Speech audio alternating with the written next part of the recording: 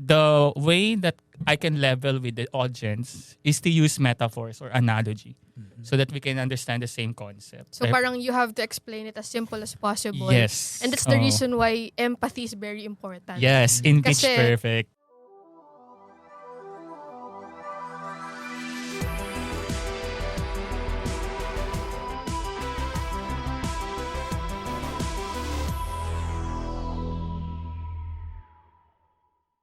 Welcome to Kaka Computer, and this episode is named Pitch Perfect, presenting your project with confidence.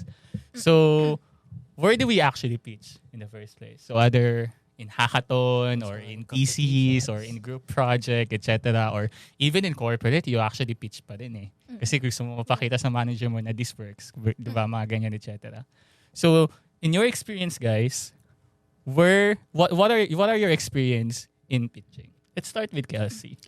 Okay, hot seat agad. Okay. So yeah, ako kasi, actually, hindi ko talaga alam yung na may mga pitching ganyan kasi hindi siya nai-introduce, especially sa school. Wait, I'm not hindi ko binabash yung school pero ayun kasi talaga. Hindi siya nai-introduce. So, sobrang bagong-bago sa akin yung mga pitching, yung mga hackathon. So, can't remember kung anong day exactly, pero I think that's May. Merong like private hackathon ang AWS about financial. So, ang ginamit namin is anong tawag ito? Parang AI siya.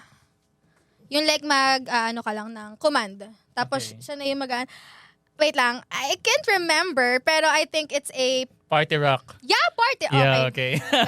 Super nervous. So, Party Rock ang ginamit namin doon. Game day. Party Rock ang ginamit namin doon. So, there's 15 teams. 13 of the teams are companies. Tapos, dalawa lang yung team na university. APC and UE. Hi, UE! Ayan, dalawa lang yung school team. So, since, ayun nga, baguhan nga, sobrang ninervous ako.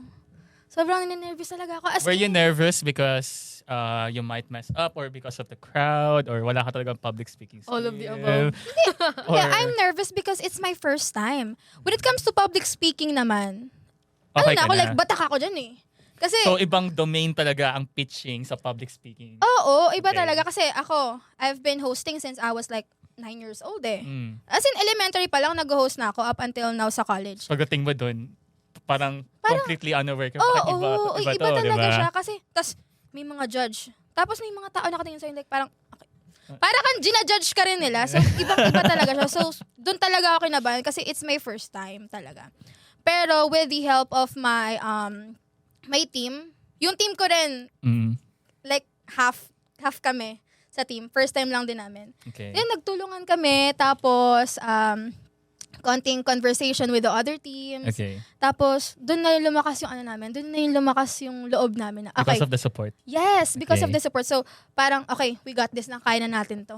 Tapos, usap talaga kami. Yung nag-plan kami, okay, gawa, tayo, star method tayo, ganito, ganyan. Okay. Puro kami ganon. So, ayun yung naging experience ko talaga. Sobrang Teaching. nakakakaba, pero sobrang fulfilling. Kasi, like, grabe like, nirepresent namin yung UE. Hello! Tapos, all girls kami. And yung name ng yung name ng team namin, guess. Powerpuff Girls. That's very common naman. Ay, Sige. diba? So, yung name ng yung name ng group namin is Futurista. Okay. Okay. What's the meaning behind Futurista? Siyempre, future rich tita. Ayan. Future rich tita. Okay. So, you incorporate pitching as well. You incorporate humor in yung pitching na rin. Oo, syempre. Kasi ayun talaga yung important. I mean, kailangan mong maging serious sa mga ganong bagay. Pero syempre, wag mong tatanggalin yung Yung sparkle sa natin. How about you, Andrea? Where do you practice this pitching? Actually, mostly hackathons. Hackathons. But my first ever pitching one was when I was in school talaga. So that's where I got my training then. But I think by far the biggest stage that I've ever been to pitch would be the AIBC World. And that was 10 times the pressure compared to the hackathons. Kasi aside from people na that normal audience, may mga investors. So you're Yeah, the basically... stakes are really high. Yeah, the talaga. stakes are really high. And you're basically not pitching your product alone. You're pitching your team. Mm. So how can you prove sa mga investors na you're not just a product itself, kundi you're a team na kaya nyong gawin yun. So I can remember na sobrang lamig ng kamay ko that time. And yung mga panel namin actually is coming from the other countries pa. So parang lumalaki yung ulo mo habang nandun ka sa stage. But you just have to do it anyway. Kasi andun ka na. Tsaka ano rin tawag dito. One thing that I've learned, kasi kahit gaano ka perfect yung technology mo or the product itself, but if you were even, kasi sa pitching sales na din. Yes, exactly. Yeah, right? If you were able to communicate this product, nothing will happen. Yeah, that's the reason why you have to know your audience first before you pitch. Kasi kailangan alam mo kung saan ipoposition yung sarili mo. Pwedeng kapag tech people, they're gonna appreciate your tech stack. Yeah. But if these are business people, na-encounter na namin siya in many hackathons, hindi nila na-appreciate that much the way tech guys appreciate your the business side. So, usually, when you're pitching sa business side, you have to focus more ano yung problem. The narrative of this the is our product. Solution. Precisely. So, one word, storytelling. Yes. So, that's the most important ingredient of pitching talaga. Na you're just not selling the project itself, but you're selling the story kung ba't kayo nag-come up sa project na yun. Most often yung ginagamit sa pitching, meron tayo tinatawag na persona. So yung persona A is the one who hasn't used the product, and yung persona B in miraculously na nasolve yung problem niya because they use the technology that the hackathon na ginagamit. So yung mga some of the tips nakita ko din na how they have come with the pitch perfect. Kumbaga. How about you? What are the experience that you have in pitching? So I've been doing competition since senior high school. Senior high school. Yes po. I represent our school po for science competitions such as robotics po. So I joined them, and thank God umabot po kami regional. Wow. Yes po. So sa experience ko naman po sa pitching, kasi po may group competition and may individual competition po. Okay. I was assigned din doon sa individual competition po. So sobrang kabado ko po noon kasi po, first of all, I'm a tech people po. Hindi ko po kayang communicate with non-technical people, like yun nga po, sabi nga po business side. And recent na ano ko po ngayon na competition ko po is yung sa Philippine Data Science, Junior Data Science po sa UP po. And yun nga rin po, nakaabot po kami ng top 10 po, finalist. Galing Kami po yung Sana all. kami po yung Samson Code po. We presented po doon yung madidetect po yung mga road conditions through machine learning po. When you pitch this, nakaabot ba kayo doon because your judge understand the technology fully, or were you able to position yourself in a non-technical perspective kaya ka nakapag-come up with the pitching, or nakaabot kayo doon sa position na yun? I think po nakita po nila yung maganda po yung na i-present po namin project, as it shows po na it covers the whole Metro Manila po rin kasi. Then ayun po, I was so kabado rin po kasi po yung mga kagrupo ko po that time, may mga kumbaga inconvenience po. So hindi po sila nakapunta sa mismong pitch po. So ang nangyari po, ako lang rin po yung nag-pitch mag-isa. So wala. What's your role? What's your role sa ano? Ako po yung gumawa ng model for the detection So po. ikaw yung developer, ikaw yung nag-pitch, Yes po. ikaw yung nag-sales. Ako rin po yung sa front. Parang feeling ko solo na hindi. I was assigning them po to fine-tune the mismong machine po. So, Okay. ang mangyayari na lang po is presentation sa mga non-technical people. And, ayun po, sadly po, may mga aberya. So, ako na rin po nag-pitch. So, sobrang kabado po talaga. White Cloak Technologies is a custom software development company. They build mobile and web applications. They work with leading brands in banking and real estate. Visit their website at www.whitecloak.com to know more.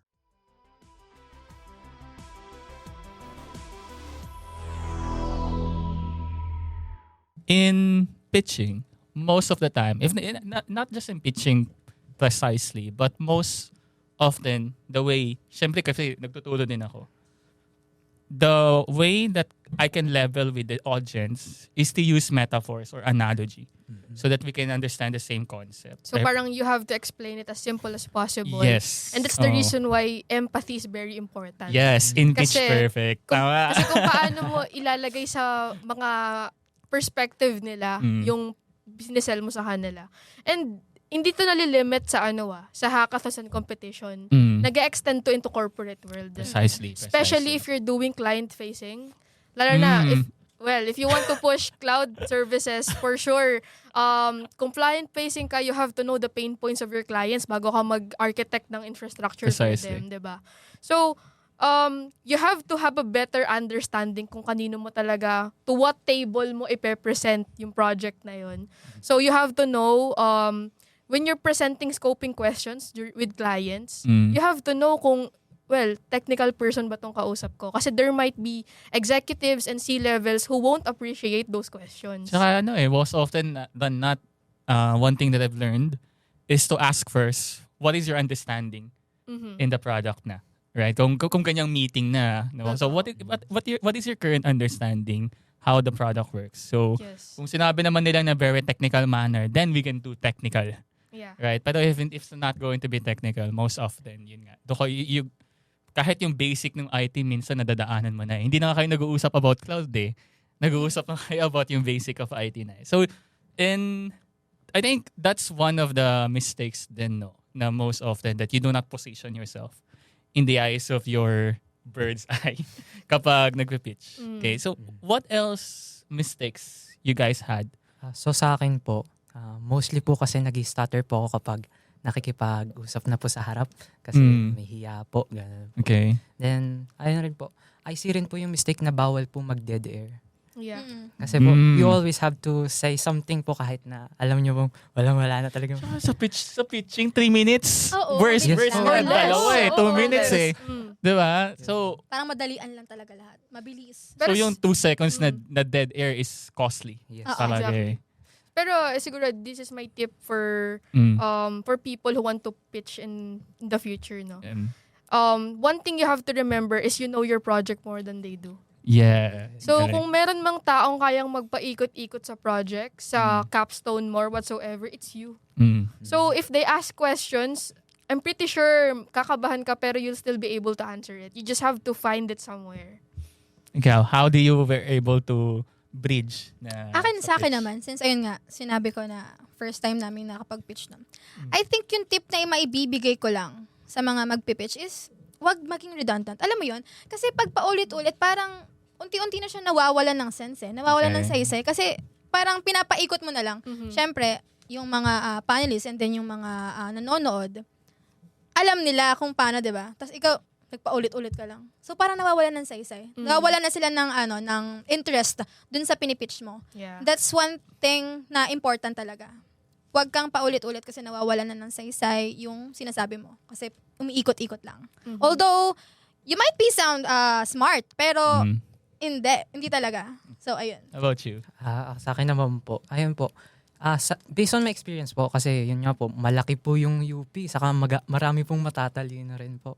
So ayun, wag po ma-overwhelm sa other projects po. Okay, Kasi yeah. since po nung... We tend to compare din kasi. Yes po. Makapag napanood mo yung nauna. Like, nung experience ko po doon is mayroon pong gumawa with geographical na naka-assign po na sa model po nila. Sa amin po is more on lang po, parang CNN lang po. Okay. Which is parang lang po siya. Kung ano lang po Ibang yung pinasok. model. Mas mababang Po, model. kung ano lang po yung pinasok mo, yun Yeah. lang rin po. Yung sa kanila po, naka-geographic ko, sabi na, sa isip-isip ko po, wait, parang ano na to. Dapat tinanong mo kung saan nakuha yung data. So, para next time ikaw na. Ayun. Tama ba ako ng competition na pinasok? Bakit iba to? So yun lang po. Don't, parang, wag nyo pong, hayaan na ma-overwhelm po kayo ng ibang projects po. One thing na lang din for me, siguro last na is in development, ibang usapan yun. Yes po. Pero kapag sales na kasi or siguro kapag pitching na, narrative is everything. Exactly. Narrative is everything now on how you're going to kung paano mo makokontrol yung emotions ng mga judge, especially the audience talaga. So most often, the way I start is statistics with numbers. So for example, papakita ako ng numbers dyan na 95%. Tapos tatanungin ko sila, do you know what 95% is? Tapos sabihin ko, 95% is the attacks happening world because of human error. Just for example. So that itself kasi may merit na uy, nangyayari to everywhere. And then might get impact. Or mga statistics about studies, sooner or later, minsan tinatakot ko pa sila, sooner or later, you guys are going to be the future of these numbers. So you control the narrative and emotions na eh. Exactly. Kapag ganong mga pitch perfect ng mga stuff. Especially na hackathons. Then, So if Asi starts with the statistics, ako naman I start with imagination. then, So I'll let them imagine. So my first, kung mapapansin nyo, if ever na magpipitch ako in the future, I always start with imagine blank. So I want them to feel like sila yung nandoon sa situation na yun. a Para persona. ma-appreciate nila yung project. So pag andun na ako, saka ako ipe-present in a way na that's why this is needed. Kasi, and so on. Okay. How about you, Kels? I think that's what we exactly did. So parang, tama ka, ganun yung ginawa ko talaga. Ako yung nasa, like, yung starting ng pitching. Ayun yung sinabi ko. Like, imagine this, imagine that. Para like, nakukuha mo yung emotion ng like, parang madadala mo sila, makikita mo sila, like, ay, nga. Pero gaganon. So parang feeling mo, ay, okay, nakuha nila yung mo. So, The and things then, that you want to oo, yung ipinipitch mo, yung gusto mong iparating sa kanila. And then, tama ka, ganyan din. I think, hindi kaya ikaw yung nasa katawan ko noon that time? Kasi parang, as in, Same same na DevCon same office. Same DevCon office kasi. Pero ganun din. Tapos, after yung imagine this, imagine that. Tapos, yung solution, ayun yung inano namin. Ganun talaga yung, parang, pareho talaga. Ano ba yan?